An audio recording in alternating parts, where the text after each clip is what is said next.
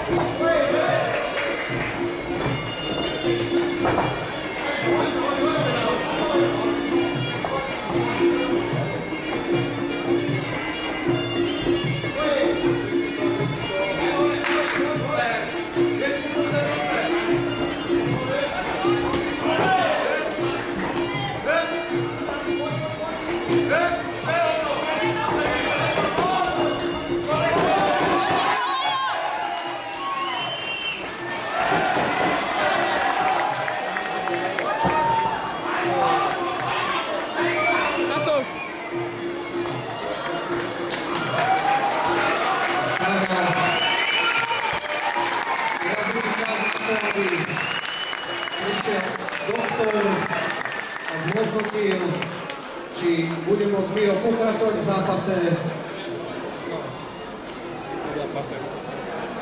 Aj o tomto je thajský box, vážený, thajský box. Používajú sa tam lakťa. Rozhodca, útočný zápas po 1 minúte. Takže Tomáš Klimáček stáva víťazom prvého profi zápasu svojom súperovi lakťom spôsobil zranenie, pre ktoré nemôže pokračovať jeho český protivník v zápase. Je to držná rána na hlave. Takže aj o tomto je thajský box. Preto častokrát v Európe sa lakte nepoužívajú. Naozaj stačí malý škrt a zápas je odstavený.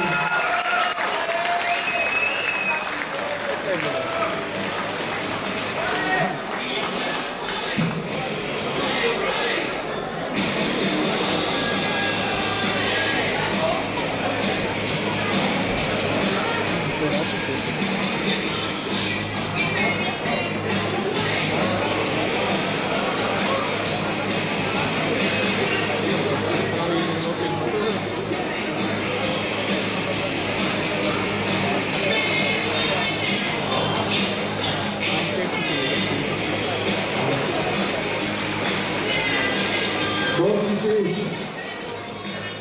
prevzali ceny, aj keď ešte oficiálne nebolo vyhlásený výsledok, ale to bude čoskoro. No, takže víťazom sa stáva Tomáš Klimáček oficiálne